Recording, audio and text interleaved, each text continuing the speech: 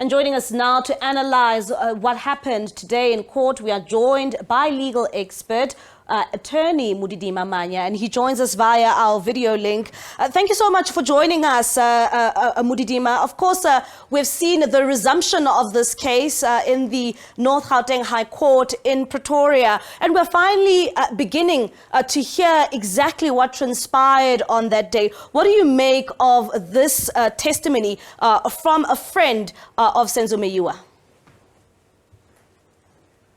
Yes, thank you, and good evening to your viewers.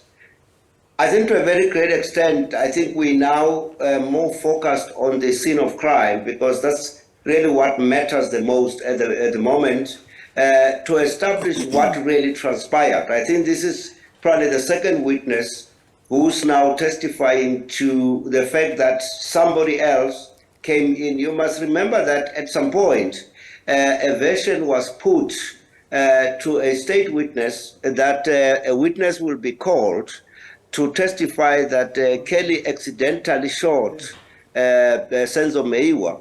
Now, this is the second witness who's saying, look, there was an intruder. So I suppose we have to wait for his cross-examination and see where it ends up. And, you know, with all the chaos that continues to surround this court case and, you know, finally actually hearing the details leading up to that tragic moment, do you think that South Africans will ever get to the bottom of what actually happened on that day? And like you say, I mean, a number of South Africans, and, you know, through some of the Netflix documentaries which we have seen, some are saying that those in the house have the answers and they need to answer to what took place on that day. Do you think that we'll ever get to the bottom of what took place? You know, Mbali, I've said this repeatedly. This is a criminal trial, a long way to go. At the end of all of this, the presiding judge still has to evaluate all the evidence. I think the complexity with this matter is that it has taken so long to have the trial to commence. When it commenced, there were just quite a number of hiccups. But as I said before, the trial is now underway. I think one of the things that we may have missed are the efforts of Judge Maumela to have this matter really get off the ground. And you would have seen in a number of instances, he himself has been under attack, but he has maintained the correct composure. The matter has proceeded. The delays that were there, and I think the last delay was caused by the fact that the four accused decided to change legal representatives, and they needed, their legal representative needed time. But I think at the end of the day, forget about Netflix, forget about what you guys report. The crux of the matter is the evidence in court, which has been interrogated, which will be evaluated, and at some point, a judgment will come out. Either somebody will be convicted or nobody will be convicted. And Mr. Modidima, you are saying that there have been delays in this matter. We were expecting it to go on trial. It took another 6-month break again. Do you think that now is all in check for this trial to finally go ahead? But let me say that even when there were major challenges and delays, the trial actually continued. Remember, we had the evidence of Sergeant Musia, we had another police officer testifying, we've had another witness, I think Dumelo has testified. But you must remember that these are 5 accused, there's the prosecution there are 2 legal teams representing the 5 accused. They have a right to cross-examine. The cross-examination was quite laborious and very intense. If you remember, with regard to the 2 police officers in particular, it took quite a long time. So it's not like time was wasted. I think the time that was used was used very profitably, even within the context of the hiccups that were there. And one again, this matter is always clouded with drama, and we saw more drama coming out from the North Gauteng High Court again, and coming from Mr. Tefo himself. You know, what do you make of him, you know, addressing the court and asking to meet the judge in the chambers? I mean, you know, we have known and seen Tefo for the drama he caused even the last time, and now being struck off the roll. What do you make of what transpired, especially when it comes to Tefo? Look, I mean, as a legal practitioner, I'm, you know, as blank as you on why this is happening.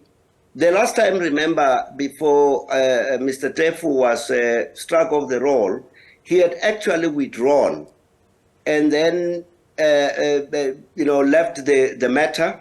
He came back and there was some bit of drama, but that drama did not translate in him getting back on brief to continue. The trial continued. Why he keeps on deciding to go to court and why he keeps on deciding to see the judge, I am not sure what exactly he's seeking to achieve. As far as I'm concerned, you only participate in a trial when you are actually appointed by a client. I don't know who his client is. I don't know what is it that he keeps on wanting to discuss with the judge. I don't know what this drama is all about, and it's just unfortunate. And, you know, coming to this issue again of Tefo, as somebody who's in the legal fraternity as you are, if you are disbarred like Tefo, are you even allowed to address the judge in the manner in which he did in court today? Look, if you are disbarred, you are no longer a legal practitioner. I mean, you could either be struck off the roll, which means you're no longer a legal practitioner at all, or you are suspended, in which both instances you have absolutely no standing to firstly hold yourself out as a practitioner, a legal practitioner in good standing. You can't even address a court. But forget about the fact that he's probably struck off or not struck off.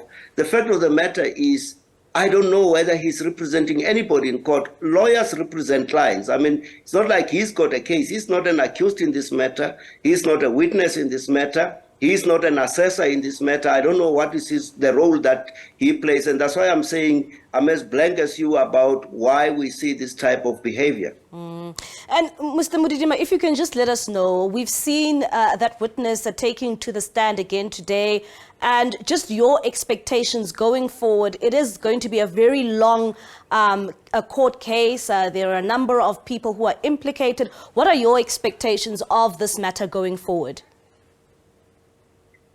Well, look, the normal procedure is that the state will have to call as many witnesses. I don't know how many witnesses they intend to call, but they will have to call those witnesses. They will have to lead them. Those witnesses will have to be cross-examined.